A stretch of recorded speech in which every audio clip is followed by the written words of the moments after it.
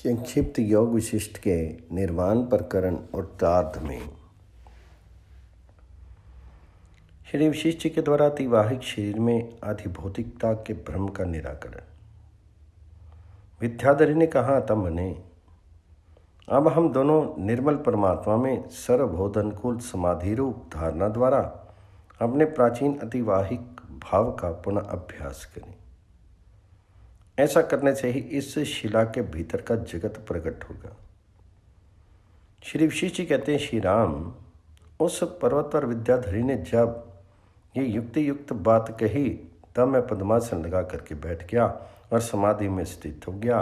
उस समय संपूर्ण बाह्य पदार्थों की भावना त्याग हो जाने पर चिन्मात्र स्वरूप होकर के मैंने उस पूर्व के अर्थ की अधिभौतिक देह आदि की भावना एवं उसके संस्कार मल का भी सर्थ त्याग कर दिया।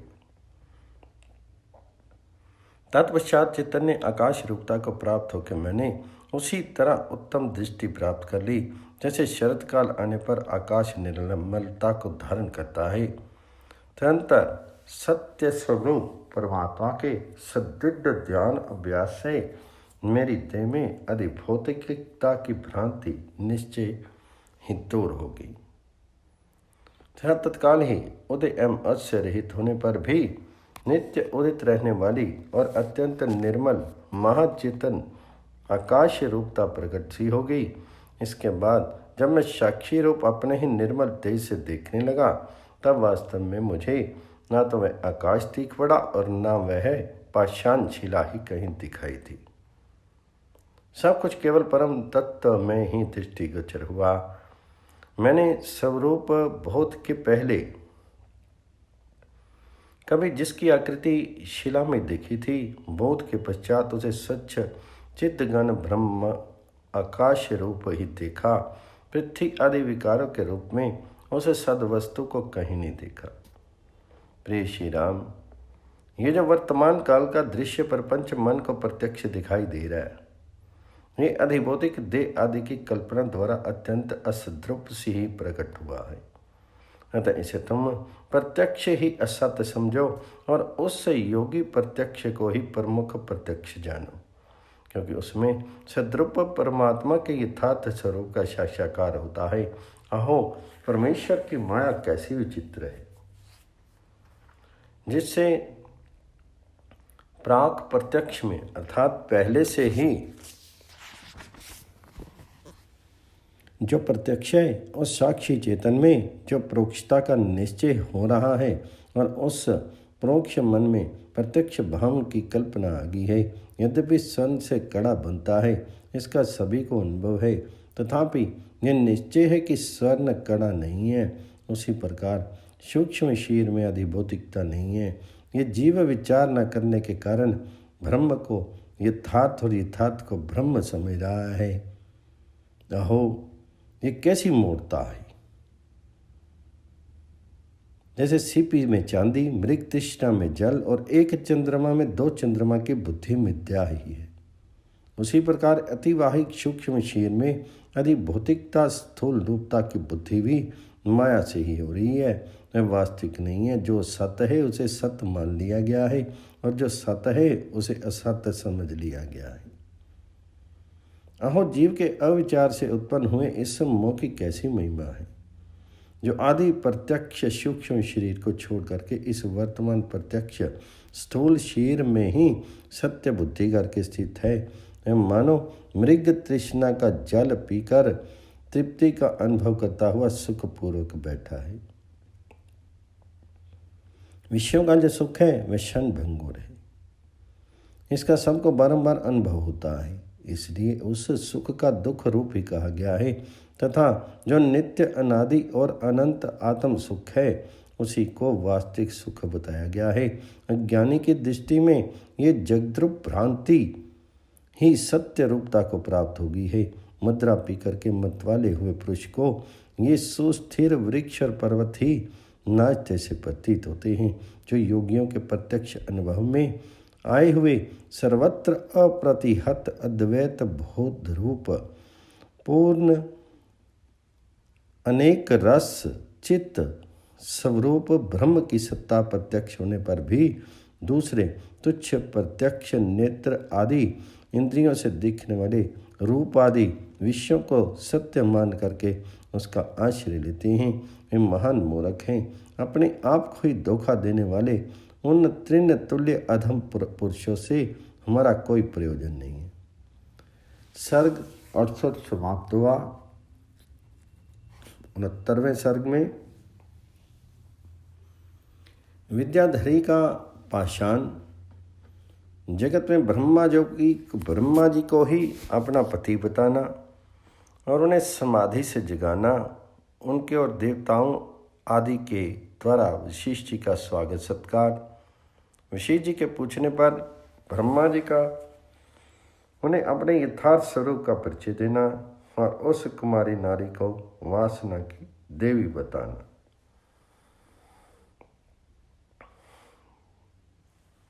श्री वशिष्ठ जी कहते हैं, श्री राम तदंतर अबाध चेष्टा वाली वह विद्याधरी उस शिला के भीतर स्थित हुई, सृष्टि में प्रविष्ट हुई। फिर मैं भी उसके साथ संकल्प रूप होकर वहां जा पहुंचा। वह उद्यमशील तथा उत्कृष्ट शोभा से युक्त नारी उस जगत के ब्रह्मलोक में पहुंच करके ब्रह्मा जी के सामने बैठ गई और बोली, मुनि श्रेष्ठ, यही मेरे पति हैं जो मेरा पालन करते हैं। इन्होंने पूर्व काल में मेरे साथ विवाह करने के लिए अपने मन के द्वारा मुझे उत्पन्न किया था। ये पुरातन पुरुष हैं और मैं भी अब जरा अवस्था को आ पहुंची हूँ। इन्होंने आज तक मेरे साथ विवाह नहीं किया, इसलिए मैं विरक्त हो गई हूँ। इनको भी वैराग्य हो गया है। ये उस परम पद को प्राप्त करना चाहते हैं जहाँ ना कोई दृष्टा है, ना दृश्य है और ना शून्य ही है। इसलिए मुनीश्वर, आप मुझको और इनको भी तत्व ज्ञान का उपदेश दे करके उस पर ब्रह्म परमात्मा के पथ में लगा दीजिए, जो वैज्ञानिक परले तक रहने वाली सारी सृष्टियों के मूल कारण हैं। मुझसे ऐसा कहकर के वह उन ब्रह्मा जी को जगाने के लिए इस प्रकार बोली, नाथ, ये मुनिनाथ वशिष्ठ जी आज इस घर में पधारे हैं। ये मुनि दूसरे ब्रह्मांड रूपी घर में रहने वाले ब्रह्मा जी के पुत्र हैं। प्रभु, गृहस्थ के घर पर आए हुए अतिथि के योग्य पूजा द्वारा आप इस गृह आगत महर्षि का पूजन कीजिए। समाधि से उठिए और अर्घ्यपाद्य दे करके इन मुनीश्वर की पूजा कीजिए, क्योंकि आप जैसे महात्माओं को महापुरुषों की पूजा में से प्राप्त होने वाला महान फल ही रुचता है। श्री राम, उस विद्याधरी के ऐसा कहने पर वे परम बुद्धिमान ब्रह्मा जी समाधि से जाग उठे। नीति के ज्ञाता उस विद्वान ब्रह्मा ने धीरे से अपनी आंखें खोली, मानो शिशिर ऋतु के समाप्ति होने पर वसंत ऋतु ने पृथ्वी पर उत्पन्न हुए 2 फूलों को विकसित कर दिया हो। उनकी वे विविध अंग धीरे धीरे अपनी अपनी ज्ञान युक्त चेष्टा प्रकट करने लगे, मानो वसंत ऋतु के नूतन पल्लव नूतन रस की अभिव्यक्ति कर रहे हैं। तंत्र देवताओं, सिद्धों और अप्सराओं के समुदाय चारों ओर से वहां उसी तरह आ पहुंचे जैसे प्रातःकाल विकसित कमलों से सुशोभित सरोवर से झुंड के झुंड हंस आ गए हों। ब्रह्मा जी ने सामने खड़े हुए मुझको और उस विलासशालिनी विद्याधरी को देखा। देख करके वह प्रणव पूर्वक स्वर सहित उच्चारित होने वाली सुंदर वेदवाणी के समान मधुर वचन बोले। उस दूसरे संसार के ब्रह्मा जी ने कहा, मुनि, आपने हाथ पर रखे हुए आंवले के समान इस असार संसार के 7 तत्व को देख और जान लिया है। आप ज्ञान रूपी अमृत की वर्षा करने वाले महामेघ हैं। आपका स्वागत है महर्षि। इस समय आप इस अत्यंत दूरवर्ती मार्ग पर आ पहुंचे हैं। बहुत दूर का रास्ता तय करने के कारण आप बहुत थक गए होंगे। ये आसन है, इस पर बैठिए। उनके ऐसा कहने पर मैं बोला, भगवान, मैं आपको प्रणाम करता हूँ। ऐसा कहता हुआ मैं उनकी दृष्टि के संकेत से दिखाई गई एक मणि में पीठ पर बैठ गया। ही तो देवता, ऋषि, गंधर्व, मुनि और विद्याधरों द्वारा मेरी स्तुति की जाने लगी। इसके बाद पूजा, नमस्कार तथा अन्य समुचित नीति युक्त व्यवहार संपादित हुए। 2 घड़ी में जब संपूर्ण भूतगणों द्वारा किया गया पर नाम समारोह शांत हुआ, तब उन ब्रह्मा जी से मैंने कहा, भूत, वर्तमान और भविष्य के स्वामी ब्रह्मदेव, ये क्या बात है कि ये नारी मेरे पास गई और कहने लगी कि आप अपने ज्ञान उपदेश से प्रयत्न पूर्वक हमें बोध की प्राप्ति कराइए। देव, आप तो संपूर्ण भूतों के स्वामी तथा समस्त ज्ञानों में पारंगत हैं। जगतपते, बताइए ये काम मूढ़ा स्त्री आपके विषय में क्या चाहती है? देव, जब आपने इसे अपनी पत्नी बनाने के लिए ही उत्पन्न किया था, तब फिर इसे उस पद पर क्यों नहीं प्रतिष्ठित किया? इसको वैराग्य की और आप क्यों ले गए?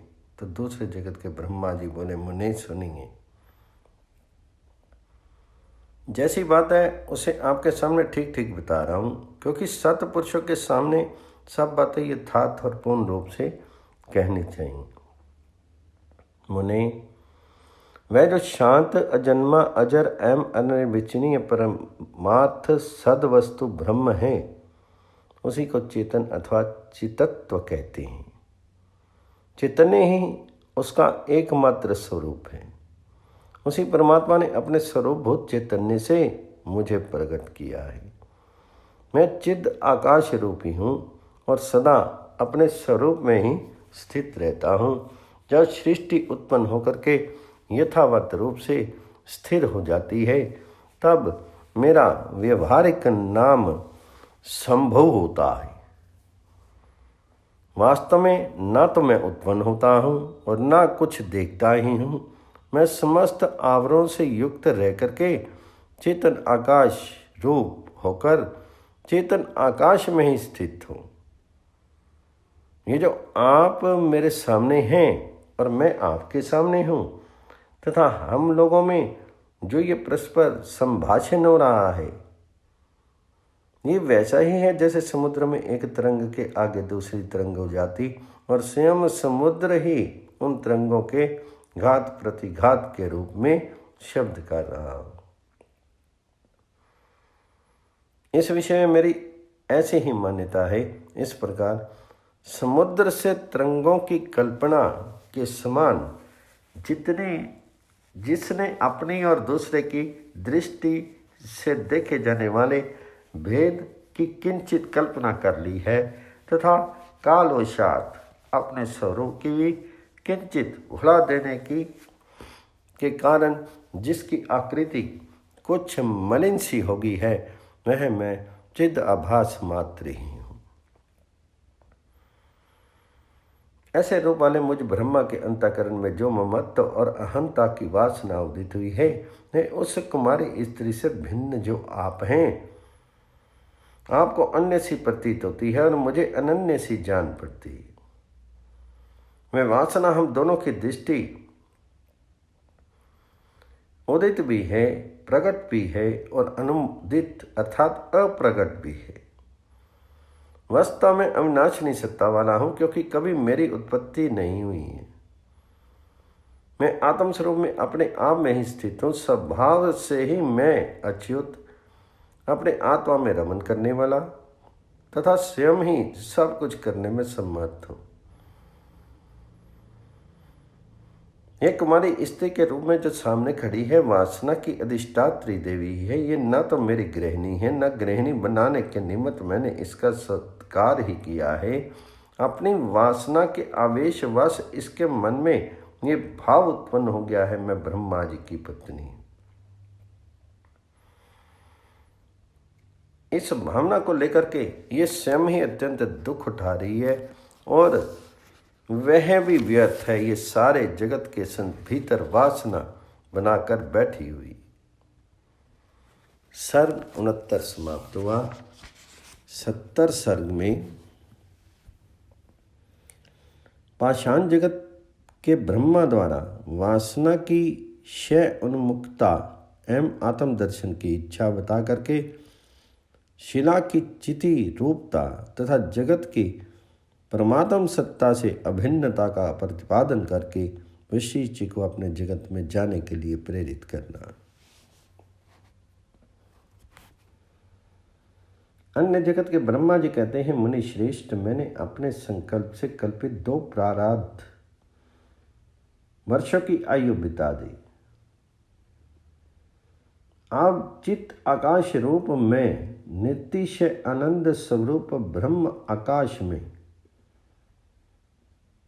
परम कैवल्य रूपा स्थिति को प्राप्त करना चाहता हूँ। इससे यहाँ मेरी वासना द्वारा रचे गए इस संसार में नित्य नैमित्तिक दैनंदिन और आत्यंतिक ये 4 प्रकार के प्रलय उपस्थित हो गए हैं। मुनीश्वर, इस महाप्रलय काल में अब मैंने इसे त्याग देने, इस वासना का मूल छेद करके इसे अपनी सत्ता से गिरा देने के उद्योग का निश्चित रूप से आरंभ कर लिया है। इसी से ये विरसता को प्राप्त अर्थात विनाश उन्मुख होगी है। जब मैं चित्त आकाश रूपता को त्याग करके आदि चेतन आकाश रूप महाकाश होने जा रहा हूँ, तब यहाँ महाप्रलय का आना और वासना का विनाश होना अवश्यंभावी। यही कारण है कि ये विरस होकर के मेरे मार्ग की ओर दौड़ रही है। भला ऐसा कौन उदार बुद्धि प्राणी है जो अपने जन्मदाता का अनुसरण ना करता हो। आज यहाँ 4 युगों का विनाश उपस्थित है। अंतिम कल्प, अंतिम मनवंतर तथा अंतिम कलयुग की समाप्ति का समय आ गया है। इसलिए आज ही प्रजा, मनु, इंद्र तथा देवताओं का ये अंतकाल आ पहुंचा है। आज ये कल्पना का अंत, एक कल्प का अंत, महाकल्प का अंत, मेरी वासना का अंत और मेरे देह आकाश का भी अंत होने वाला है। भ्रमण, इसलिए ये वासना अब क्षीण होने को उद्यत है। जब कमलों से भरा हुआ सरोवर ही सूख रहा, तब गंधलेखा कहाँ ठहर सकती है। केवल अभिमान ही जिसका शीर है, ऐसी इस वासना को स्वभावता स्वयं ही आत्मदर्शन की इच्छा होती है। आत्म साक्षात्कार के लिए किए गए धारण अभ्यास रूप योग से इसने अन्य ब्रह्मांड में जाकर के वहां आपके जगत का दर्शन किया, जहाँ धर्म आदि 4 वर्गों के अनुष्ठान में लगे ही स्वतंत्र प्रजा निवास करती है। आकाश में विचित्र ही इस विद्याधरी ने उसी सिद्धि की सामर्थ्य से लोकालोक पर्वत के शिखर की शिला देखी, जो इसके अपने जगत की आधारभूत तथा हमारी दृष्टि में केवल आकाश रूपी है, जिसे जगत द्रुपी पर्वत पर ये जगत है और जिसमें जिसकी शिला रूपता है वहाँ तथा हमारे जगद्रूप पदार्थों में ऐसे ऐसे दूसरे अनेक जगत भी हैं। यह जगद्रूपी भ्रांति जिसकी समझ में आ गई, अर्थात जिसकी दृष्टि में ये चेतन आकाश के साथ एक रूपता को प्राप्त होगी, वे कभी मोह में नहीं पड़ते। और शेष जितने लोग हैं वे ब्रह्म के ही भागी होते हैं। मुने, इस विद्याधरी को वैराग्य के कारण उत्पन्न अपने मनोरथ को सिद्ध करने की इच्छा हुई, इसलिए इसने अन्य बहुत सी धारणाओं का अभ्यास करके उसके प्रभाव से आपका दर्शन प्राप्त किया। आदि अंत से रहित एवं अनामय विद्या रूप ब्रह्म की चिन्हमयी माया शक्ति सब ओर व्याप्त है। इस जगत में कोई भी कार्य न तो कभी उत्पन्न होते हैं न नष्ट ही होते हैं। केवल चित्त ही द्रव्य, काल और क्रिया के रूप में प्रकाशित हों तप रहे हैं। ये जो देश, काल, क्रिया, द्रव्य, मन और बुद्धि आदि हैं, सब के सब चेतन रूपी शिला की मूर्तियां हैं। इसका न कभी उदय होता है और न अस्त। इस बात को आप अच्छी तरह समझ लें यह चित्त शक्ति ही शिला का आकार धारण करके स्थित है। जैसे स्पंदन वायु का स्वरूप है, उसी प्रकार सारा जगत समुदाय इस चित्त शक्ति का अभिन्न अंग ही है। ये तो चित्त रूपा शिला है, आदि अंत से रहित है, किंतु ब्रह्म से सादी और शांत बन जाती है। निराकार होती हुई भी साकार होकर जगद्रूप अंगों से युक्त बन करके स्थित हो जाती है। जैसे महाआकाश के भीतर दूसरे दूसरे आकाश, घट आकाश, मठ आकाश आदि महाआकाश की सत्ता से ही विद्यमान है, अपना पृथक अस्तित्व नहीं रखते हैं। उसी प्रकार संपूर्ण जगत शून्य रूप होते हुए भी शांत स्वरूप सर्वव्यापी चेतन आकाश परमात्मा में उसी की सत्ता से सर्वत्र विद्यमान है, परंतु वे अपनी पृथक सत्ता नहीं रखते। इस दृष्टि से उनके विषय में है और नहीं है, ये दोनों बातें कही जा सकती हैं। मुनिवार विशिष्ट, अब आप यहाँ से अपने जगत को जाइए और इस प्रकार अपने पूर्व कल्पित एकांतवर्ती आसन पर समाधि लगा करके परम शांति का अनुभव कीजिए। मेरे जो कल्पित बुद्धि आदि जागतिक पदार्थ हैं, वे परले को प्राप्त होकर परम अव्यक्त तत्व मिल जाएं, क्योंकि इस समय हम पर ब्रह्म परमात्म पद को प्राप्त हो रहे हैं। सर्ग 70 समाप्त। 71वें सर्ग में पाषाण शिला के भीतर बसे हुए ब्रह्मांड के महाप्रलय का वर्णन तथा ब्रह्मा के संकल्प के उपसंहार से संपूर्ण जगत का संहार क्यों होता है, इसका विवेचन। श्री विशेष जी कहते हैं, रघुनंदन, ऐसा कर करके वे भगवान ब्रह्मा संपूर्ण ब्रह्मलोकवासियों के साथ पद्मासन लगा करके बैठ के फिर कभी ना टूटने वाली समाधि में स्थित हो गए। उन्हीं का अनुसरण करती हुई वह वासना की अधिष्ठात्री देवी सती साध्वी कुमारी विद्याधरी भी उन्हीं के भांति ध्यान मग्नों के शांत हो गई। उसका कोई भी अंश, स्मृति, बीज, भेद शेष नहीं रह गया। वह कांच रूपनी शून्य स्वभावा हो गई। ब्रह्मा जी का संकल्प धीरे धीरे विरस होने लगा। जब समय उनके संकल्प में विरसता आई, उसी क्षण से तुरंत ही पर्वत, द्वीप और समुद्रों सहित पृथ्वी की तृण, गुलम, लता और धान आदि को उत्पन्न करने की सारी शक्ति धीरे धीरे नष्ट होने लगी। जैसे हम लोगों के अंग संवेदन शक्ति के क्षीण होने पर नीरस हो जाते हैं, उसी प्रकार ब्रह्मा जी की अंगभूता पृथ्वी की संवेदन शक्ति का उपसंहार होने से वह नीरसता को प्राप्त हो गई। ब्रह्मा जी के द्वारा उपेक्षित होने पर पृथ्वी आदि तथा असुर आदि ये दो तरह के महाभूत सब ओर से शुद्ध हो उठे। चंद्रमा, सूर्य, वायु, इंद्र, अग्नि और यम ये सब के सब महाप्रलय के कोलाहल से व्याकुल हो गए। उनका अधिकार एवं प्रभाव ब्रह्मलोक में मिल गया। वे अपने स्थान से नीचे गिरने लगे। भूकंपों के कारण बड़े बड़े पर्वत जोर जोर से झूमने और झोंके खाने लगे, मानो वह झूला झूलने के सुख का अनुभव कर रहे हैं। उनके ऊपर की वृक्ष श्रेणियां कट कट कर शब्द के साथ टूट टूट कर गिरने लगी। भूकंप के कारण कैलाश, मेरु और मंदराचल की कंदराएं हिलने लगी और कल्प वृक्षों से टूटकर लाल रंग के पुष्प गुच्छों की वर्षा होने लगी। रघुनंदन, लोकांतर पर्वत, नगर, समुद्र और वन पर्यंत सारा जगत कल्पांत काल की उत्पात वायु के झोंके से परस्पर टकरा करके हताहत होते हुए प्राणियों के कोलाहल से व्यास एवं जीर्ण शीर्ण हो गया, मानो रुद्रदेव के बाणों से दग्ध हुआ त्रिपुर नगर भरे हुए समुद्र में गिर रहा हो। रघुनंदन, जब विराट स्वरूप शंभु ब्रह्मा ने अपने प्राणों का आकर्षण एवं निरोध किया, तब वात स्कंद नाम से स्थित आकाश जन्मा वायु ने अपनी मर्यादा ग्रह नक्षत्र आदि को धारण करने की जिम्मेदारी छोड़ दी।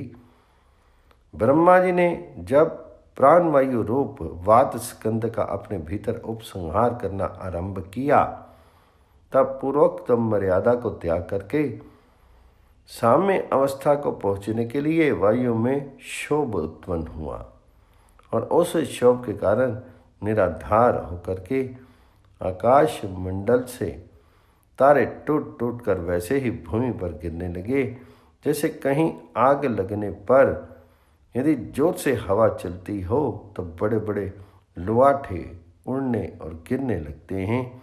उसी समय आकाश से भूतल पर गिरते हुए तारे वृक्ष से झड़ते हुए फूलों के समान जान पड़ते थे। ब्रह्मा जी का संकल्प रूप ईंधन जब परले उन्मुख हो गया, तब जैसे जलती हुई लपटें बुझ जाती हैं, वैसे ही सिद्धों की गतियां भी शांत हो गई। अपनी शक्ति का नाश हो जाने पर परले वायु के वेग से पतली रुई के समान आकाश में उड़ते भटकते हुए सिद्ध समुदाय मुख और करके गिरने लगे। भूकंप से चंचल हुए देवगिरी, सुमेरु के शिखर, इंद्र आदि देवताओं के नगरों तथा कल्प वृक्षों के समूहों सहित धड़ाधड़ ताराशाही होने लगी।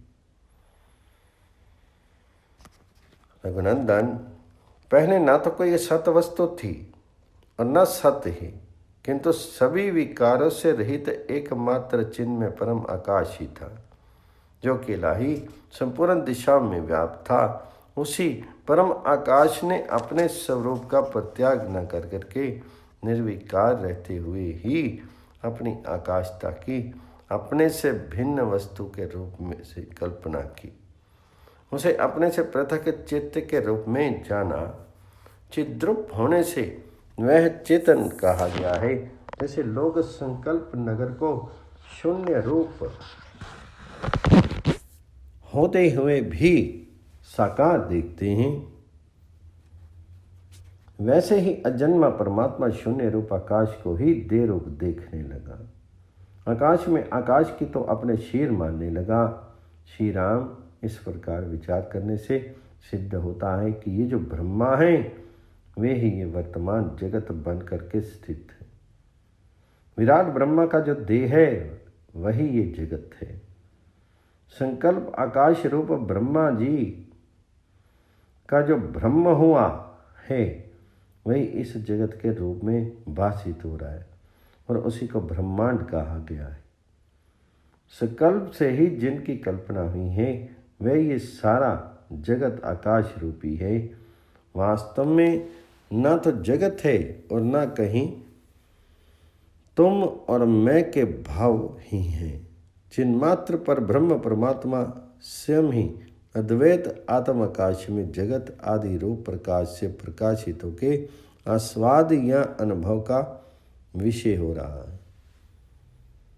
जैसे वायु अपनी गतिशीलता के कारण अनुभव में आती रहती है, ये जगत अद्वैत को छोड़ देने पर कुछ है ऐसा जान पड़ता है और द्वैत को त्याग देने पर कुछ भी नहीं है ऐसा प्रतीत होता है। वास्तव में जगत द्वैत और अद्वैत दोनों से रहित शून्य, निर्मल और निरामय चेतन आकाश स्वरूप है ही समझो। राघवेंद्र, अनादि नित्य अनुभव रूप जो एकमात्र साक्षी चेतन है वही दृश्य बनकर स्थित है। उससे भिन्न दूसरी कोई दृश्य नामक वस्तु नहीं है। सत्य अनुभव रूप परमात्मा में जो अनेक प्रकार के अज्ञान प्रतीत होते हैं वे ही विचित्र भ्रम पैदा करके सुविस्तृत दृश्य जगत का महान दृश्य उपस्थित करते हैं। सर्ग 71 और 72 समाप्त हुआ।